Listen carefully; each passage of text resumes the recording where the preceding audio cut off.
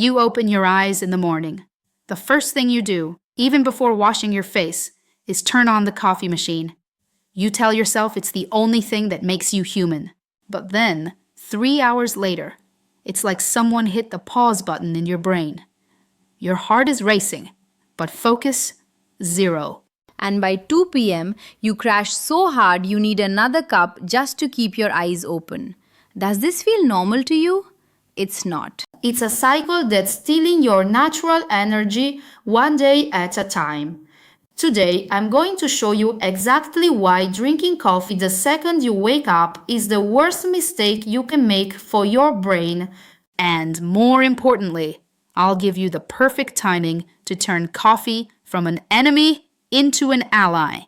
If you've ever felt that midday crash and wondered, why do I feel like this? This video is for you. Here's the truth, nobody tells you coffee doesn't create energy. It's just a loan, and like all loans, it comes with sky-high interest. That cup you drink at 7 a.m. makes you feel awake for a couple of hours, right? But by 2 p.m., you're wiped out, and you know why? Because you're paying debt. Coffee doesn't give you new energy. It just hides the tiredness that was already there. But the stain is still there, and when the caffeine wears off, that hidden fatigue comes rushing back all at once. This is called the rebound effect. To understand what's happening, we need to talk about two things: adenosine and cortisol. Adenosine is the invisible enemy. It's a molecule that builds up in your brain every minute you're awake. The more hours you stay up, the more adenosine accumulates. And when it reaches a certain level, it tells you, sit down, close your eyes, sleep. It's sleep pressure, and it's normal. Now, what does caffeine do? It doesn't eliminate adenosine. It blocks it. Imagine adenosine is a car trying to park in a spot. Caffeine is another car that takes that spot before it can. But here's the problem. Adenosine keeps building up. It doesn't disappear. And when the caffeine leaves, after a few hours, all that waiting molecule hits your brain at once. And there's a second problem, cortisol. In the morning, your body already produces its own natural coffee. It's called cortisol, and it's the hormone that wakes you up. Peak levels are between 7 o'clock and 9 a.m. It's the time when your brain is biologically designed to activate itself. But if you drink coffee at that moment, you interrupt this process. Your body stops doing its natural job because caffeine is doing it instead. And over time, it produces less and less cortisol in the morning because it knows caffeine will show up. And here's something most people don't know. An in-depth study on PubMed warns that caffeine works on 3 levels: blocking adenosine, mobilizing calcium, and inhibiting enzymes. But the toxic dose is relative. If you're under stress, dehydrated, or have specific genetics, that third cup isn't giving you focus. It's sending your cardiovascular system into overload.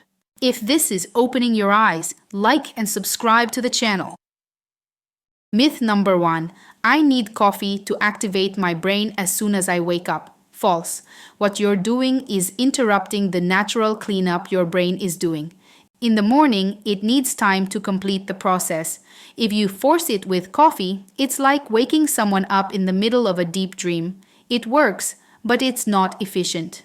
Myth number 2, black coffee has no side effects. Wrong again. The effect on adenosine receptors is the same whether you add sugar or not.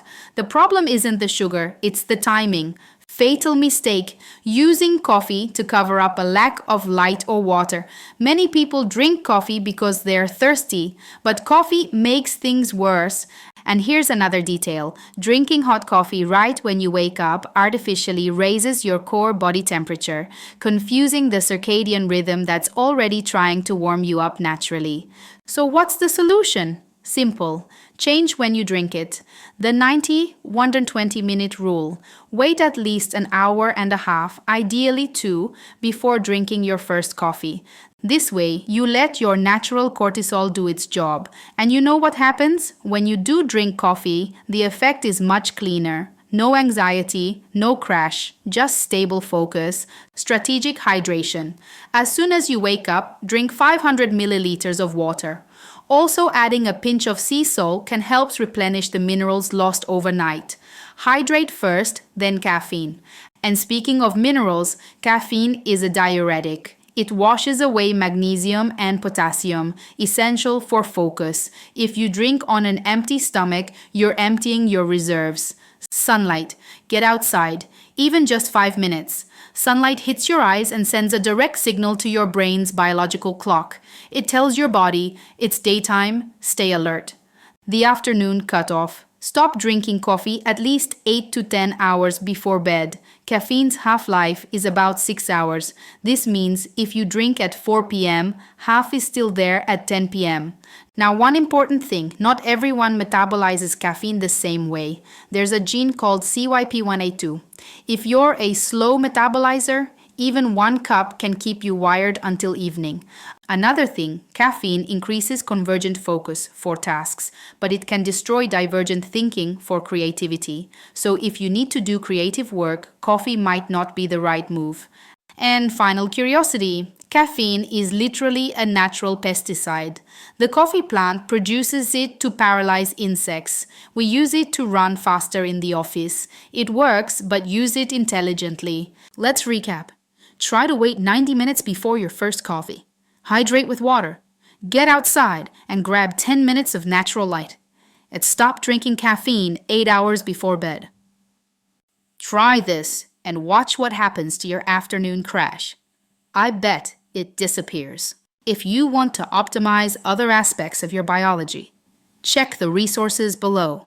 Now tell me, what time do you drink your first coffee? Drop it in the comments and see you in the next one.